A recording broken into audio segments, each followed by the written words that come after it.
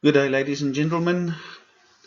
So we're continuing with the last part of this chapter 11, which deals with data structures, and we're still dealing with linked lists as one of the data structures. And in the previous lecture, we basically mainly looked at how we work with the pre and current pointers in a linked list to be able to advance to the next node in the list. And we also looked at a very basic way of dealing with or searching for elements in a node. So that's all that we did in the previous lecture. Today we're going to do more fun stuff like inserting a new node, deleting a node, and also traversing a linked list. In other words, looking at every single value from the start to the end. Right, so let's start off with inserting a node. Now, before insertion into a linked list, we first apply the search algorithm. And that's very important. In other words, we know now how to do the search algorithm. We've done it in the previous lecture to be able to figure out whether this element exists or not in this list. Because if the element already exists in the list, no need to insert it because it's already there. So we do the search algorithm, and if the search algorithm comes back with a true, then we know it's already there. Then we don't do anything else. In other words, we don't try to insert it there. So that's what the second point says. If the flag returned from the searching algorithm is false, we will allow this insertion. Otherwise, we abort the insertion algorithm because we do not allow duplicate values to be inserted in the list. So this is an assumption we make. Technically, we could have inserted that, but then it would have inserted a duplicate item. If that was fine, we could do it, but for our examples here, we assume no duplicate items are allowed. Now again, we can raise four cases here. The first case, inserting into an empty list. The next case, inserting at the beginning of the list. The next case, inserting at the end of the list. And the last case, inserting somewhere in the middle of the list. So there's going to be actually subtle differences to stick to each of these cases. Let's see how they work. Right, so the first case, inserting a node in an empty linked list. So for this, we're using some animations to help showing with what is going on. So we've just said that the list is empty. So it's basically the linked list, the head pointer points to null. There's nothing in the list, in other words. And initially, the pre-pointer would be null by default, because for the first item, the pre-pointer would be pointing to nothing. There's nothing before the first item. And because the list is empty, the current pointer points to the same thing that the list point, which is null. All right, so that's the initial case. Now we need to insert a node into this empty list. Okay, so obviously it will realize that this list is empty and then just add it basically to the end of this list. And the end of this list means there's nothing in it now, so it's simply just adding the value to that. So let's see how that is going to work. So we first have to create a new value. So this new value basically we get a pointer, and this new pointer is basically a pointer that will point to the beginning address. So if this was address number 321 for argument's sake, then basically what new will be pointing to is that 321. In other words, it points to the starting address of the next node. So new has the value of 321. And where do we know where's some free space? We don't worry about that. The operating system will find some free space. It will basically create the node for us. It will store the value of 95, and we assume 95 is the node that we need to add in there. It's not going to point to anything because initially, it doesn't point to anything, and it returns for us the pointer to this value, so we will know what the value of new is. Okay, so that is how we, first of all, we just create this new item that we want to insert in the list. All right. Next, what we will have to do is we would want list to actually point now to this thing. So what will the value of list be? It will actually get the value of new.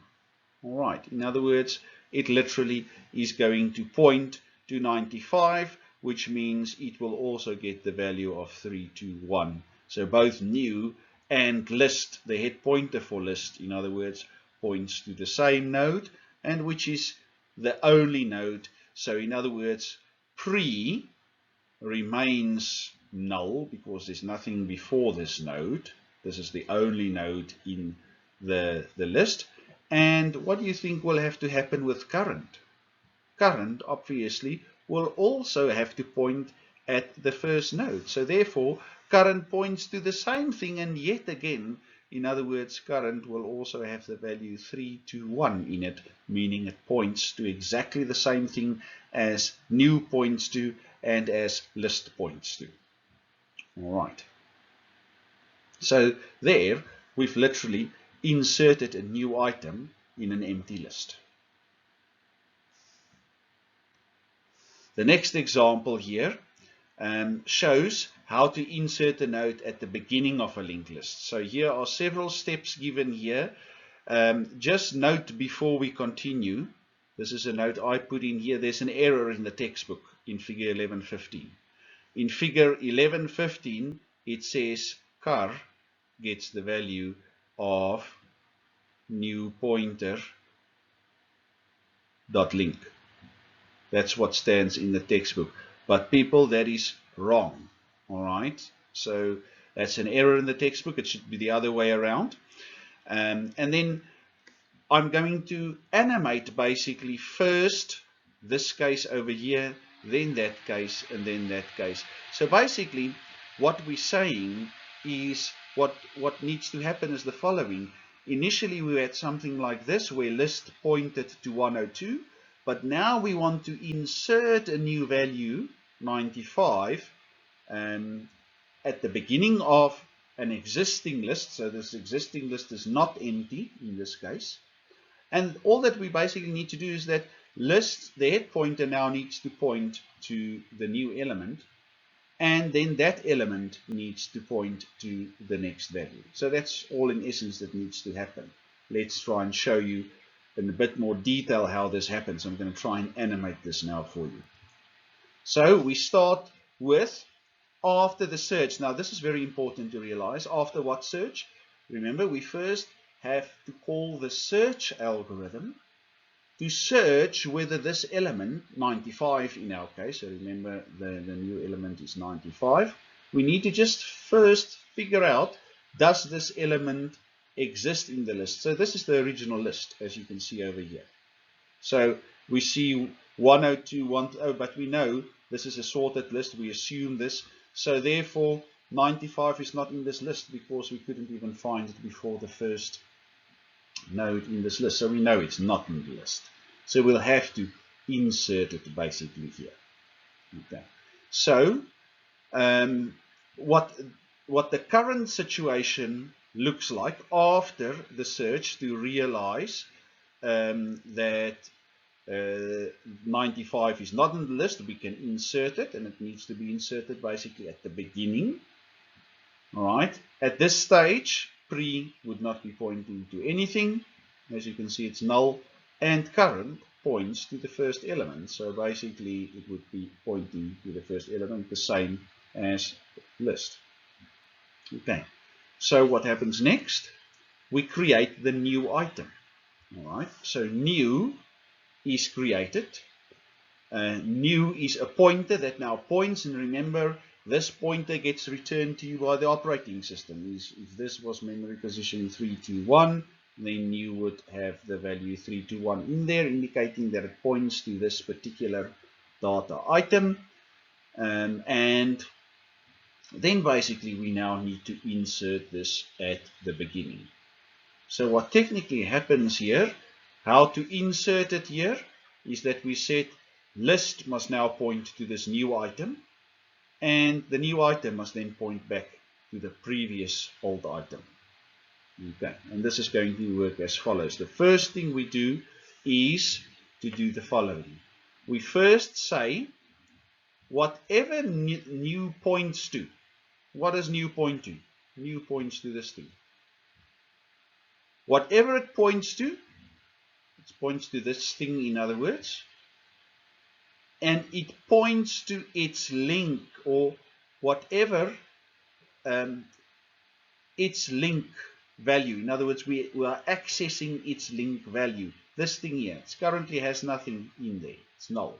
But now we assign the value of current to link. In other words, what is current pointing to? So let's say current was pointing to 571.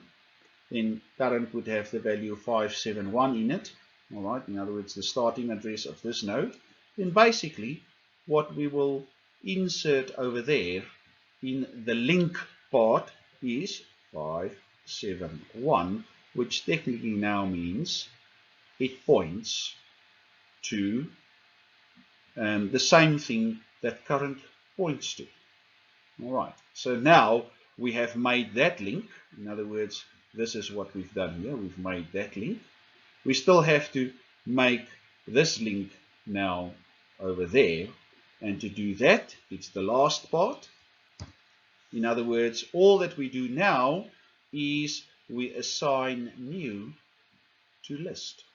In other words, list over here gets the value of new. And remember, new was, for example, pointing to 321, if I remember correctly, if that was the address that 95 started at, 321 in other words. And basically list gets the value of 321, which in essence mean it's going to now point to that. Okay, and there we basically have inserted a new node at the beginning of the list. That's the first case. The second case, inserting a node. Sorry, that was already the second case, all right. The first case, inserting a node to an empty list. The second case, the previous one, was inserting a node at the beginning of an existing list, so the list wasn't empty there. Now the third case, inserting a node at the end of the linked list. So this is just basically the opposite of the current one. So we'll follow a very similar approach. Basically, we will go through the entire list and realize, okay, initially this one had the null pointer, but now we will have to let that point to the new item, and the new item will get the null pointer. Okay. So I'm not going to animate this as I've done with the previous case. We can easily see that after the search, we basically had this case here where we had the new item that points to a node with a data value of 220, and then we've searched basically through the list and found that we need to, it doesn't occur in the list, but it's larger than the last item in the list, so we'll have to add it to the last item, which basically means that pre, which was pointing, pre was initially pointing to that one, and current was pointing to that one at that stage. Okay? But now we need to advance to the end where pre would now be pointing to this one, and current would be pointing to basically null. And that's the case that we have over here.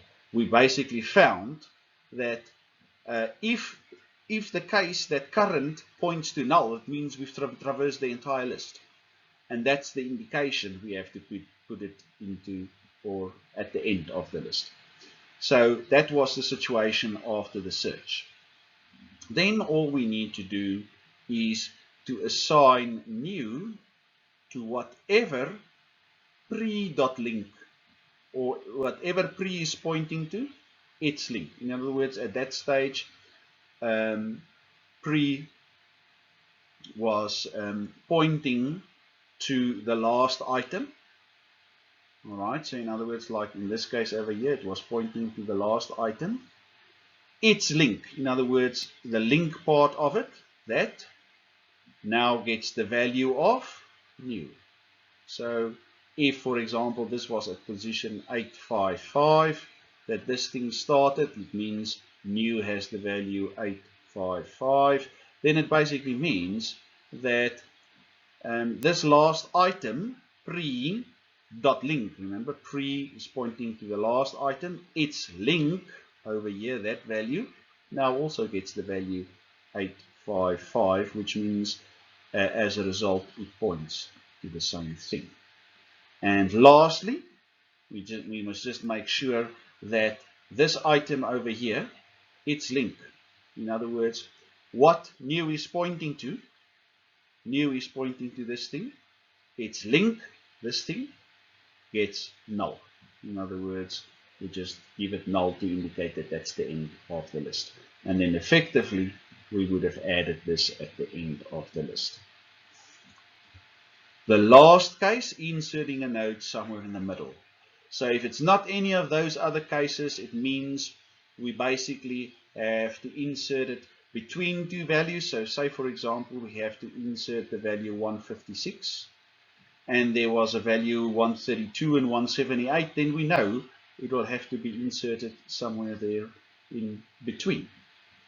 So basically, what we will do, it's a case like this, for example here, where the new item, you'll take the pre-link, and you now let that point to the new item, and the new item's link, you now let it point to the current item. That's basically what it is. So in other words, here we see, we say current is assigned to new.link.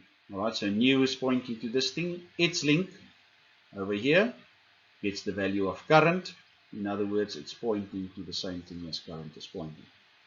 And then pre.link, all right, so pre is pointing to this thing, its link, or there, that gets assigned the value of new. So wherever new is pointing to, new is pointing to this thing over here, which in effect means it's going to let it point there, and you get the situation where you have inserted this somewhere in the middle of the link of the list. And here's the final algorithm for inserting a node into a linked list. So we basically start off by first doing a search. So we search first for the value in the linked list to see if it's there or not. If it's already there, in other words, if flag is equal to true, then return list. In other words, we don't want to include a duplicate. It's already there, so we don't need to insert it, and that's the reason why we return, which means this entire rest of the algorithm is skipped, and we get to the end and we continue with what was after that. If it's not the case, in other words, if flag is in other words false, it's then it basically would not return at this stage. It would continue with the next line. So now we check if list is null. What does that mean? Okay, by the way, just note, as I say here, note the bracket. In the textbook, they forgot the bracket over there. I put it in here. So just take note about that error in the textbook. So if list is equal to null, what does that mean? It means it's an insertion to an empty list. There wasn't something in the list. List pointed to null. And all you need to do now is to basically take the pointer of new, whatever new is pointing to, and assign that to list. In other words, list is now pointing, the list pointer, the head pointer is now pointing to the new item. And then we're done. Okay? None of the rest of the conditions will actually be true here if that was the case. But if it wasn't the case, if list wasn't null, it means there is something in the list. So it's maybe the second case. What was the second case? Perhaps insertion at the beginning of the list. So if we get the case that pre is equal to null, then basically it means that pre was, if it was initially pointing to null, and we found while doing the search that the value we're searching for is less than that first node value, it would immediately have jumped out of the while loop there, and basically pre would remain null. So that's an indication that there is something in the list, but it needs to be added at the beginning of the list. So then we simply do those three statements as we've done in the example. Current gets assigned whatever new points to its link. List gets the value of new, and we return list. We will be done with this. If this was not the case, then it's probably we test for the case where insertion was at the end.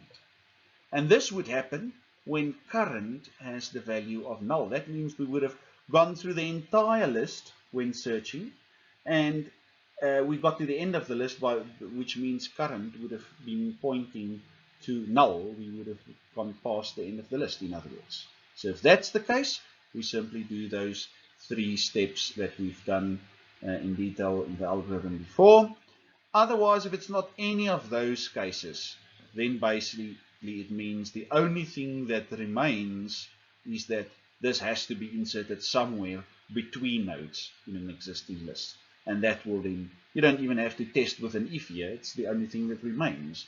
And that basically is the same as the last case we've done. Current will get, the value of current gets assigned to whatever new points to its link, and whatever pre points to its link gets the value of new, and we return. Alright, so that's basically the algorithm that will do the insertion. So now we've done insertion, let's continue with deletion. Deletion is a very similar process, and that's why we're not going to do that all in detail, such detail.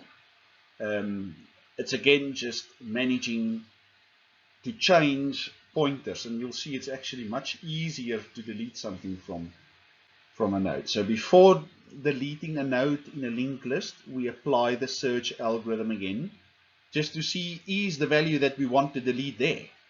Because, you know, if it's not there, we can't delete anything.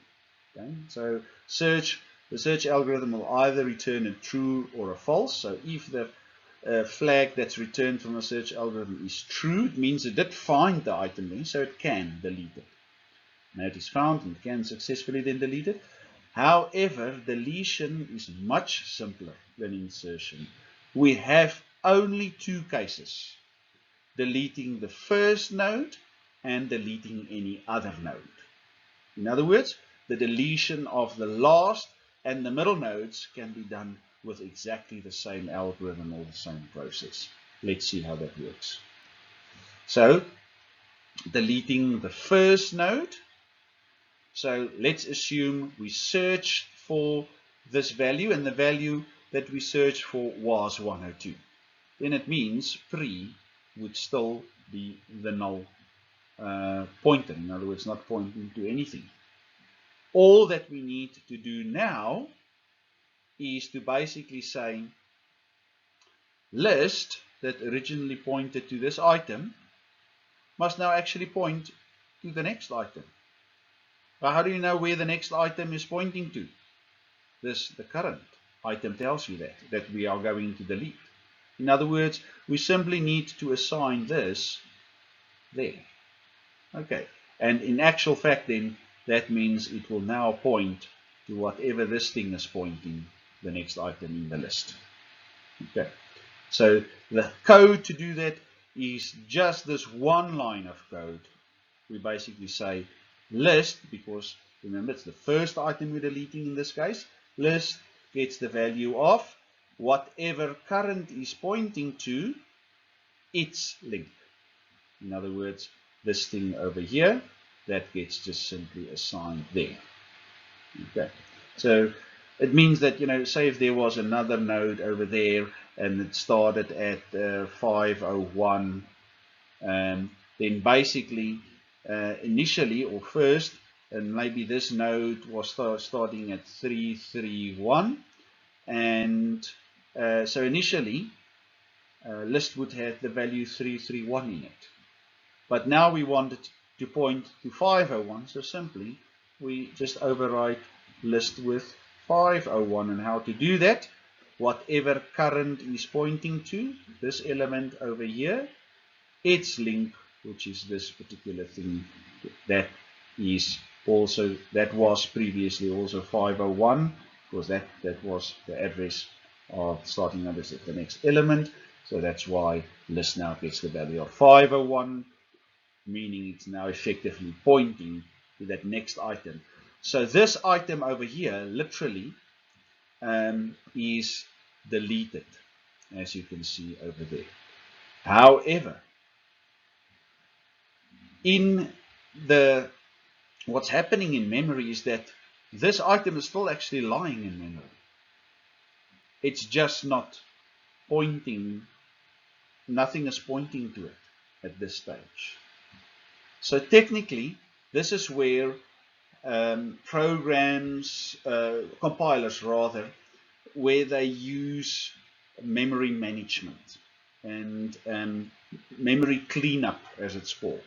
So the operating system will basically detect that nothing is pointing to this element anymore after you make the move, and eventually will automatically delete it from memory, freeing up that memory space. Okay.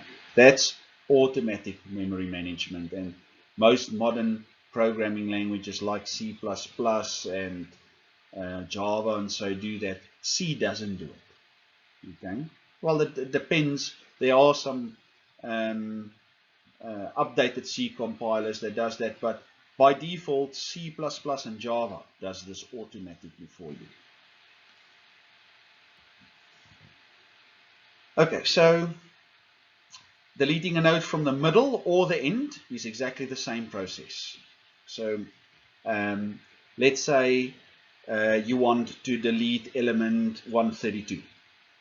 So we're searching for this element. Then basically what we will find is that after searching, current would have been advanced to the next element here, and pre would be pointing to the value that was found by the search algorithm. So basically all you need to do is to say, well, whatever pre is pointing to, in this case here, its link, particularly the link part, gets the value of whatever current is pointing to its link, and that link is pointing there maybe to memory position 885 or whatever. That means that now this one will also get the value 885, and that means it is now actually pointing over this or pointing to the next one, giving this situation over there. And then if there's memory management, automatic memory management going on, this will automatically be deleted from memory. And that was deleting. So the algorithm is much simpler here. So you can see first we just search to see if we can find it. If flag is false, we didn't find it, then just return, because we can't delete something that doesn't exist. If flag is true, which means we did find it, then basically we'll continue with the next step, and we check for the two cases. The first case, if it is at the beginning of the list that we must delete it, in other words, if pre is equal to null, that means pre didn't even get a chance to get advanced. It found it at the beginning of the list. So then we do that very easy line by saying whatever current link is pointing to, that is assigned to list. In other words, list will now point over that one. Otherwise, if it's not that, it means it's somewhere in the middle or at the end, and you can go and test this. It works for both cases, where we simply just say whatever pre's link is pointing to will get the value what current's link is pointing to. Okay, and that's it for deletion. Retrieving a node. So retrieving means accessing a node for the purposes of inspecting or copying the data contained in the node. So before retrieving, the linked list needs to be searched. So again, we apply the search algorithm to search for the particular item we want to retrieve. And if the data item is found, it's retrieved. Otherwise, the process is just aborted. So technically speaking, retrieving a node is basically, you can use just the search algorithm to search for it, and then that will point at the node, and retrieving the node simply just means read the data in. So retrieving uses only the current pointer, which will at that stage point to the node found by the search algorithm. And algorithm 11.6 shows this. So it's really just one single case. We search for it, all right? And if it wasn't found, then basically we couldn't retrieve it, so we return it. We can even return with an error to say it wasn't found or whatever. Otherwise, if it was found, we simply return it. In other words, this, what current is currently pointing to, the current pointer, it's data. Return that data. Simple as that. And traversing a linked list. So this is, again, it's very similar than with the search algorithm. We are just simply going to visit each element in the node and do something with the data in there. Sometimes this is also called walking through the list, which basically means we're going to have a special pointer now called the walking pointer, which is actually just a special case of a current pointer. So it's just different words really we're using to do the same thing. How does this work? We start traversing by setting the walking pointer to the first node in the list. It's similar to the current pointer. And then using the loop, we continue until all of the data has been processed. Each iteration of the loop processes, in other words, does something with the current node. Then it advances the walking pointer to the next node, and then the process continues until there's no more nodes left. When the last node has been processed, the walking pointer becomes null, and the loop will then terminate. So basically, this is the idea. So you have a list like this, and there's a head pointer pointing to the first element, and each consecutive element points to the next, and the last one will point to null, meaning it's the end of the list. So the walking pointer, very similar as the current pointer, will point to the first item first, and then you will do something with this item, process it, maybe add the value, multiply it, or whatever you need to do it, read it, write it, that doesn't matter, some or other processing. And once you've done with that, you just advance the walking pointer, and so you continue until you literally are coming to the end, which basically means the walking pointer will then point to null, meaning you are at the end of the list. So here's the algorithm for this. So we basically say, well, the walker, or that walker pointer, which is very similar like the current pointer, we could have just used current pointer there, that is assigned the value of list. So walker points to list, the first item in the list, while walker is not null. In other words, while it's still pointing to something, do some processing. What processing? Whatever walker is pointing to, it's data. Just process that data. And then to advance the walker now gets the value of what walker currently is pointing to, its link. Let me just illustrate this, because this might be a little bit bit complex here. So say, for example, we have two nodes here. All right, there's each has its data and link, and maybe this node and then we have our Walker pointer. Alright, so the Walker pointer will initially point to this. Let's say this one starts at address position 215. Maybe this is in 227 or whatever in memory. That means that, you know, the Walker pointer would point to that first one, which means it points to 215.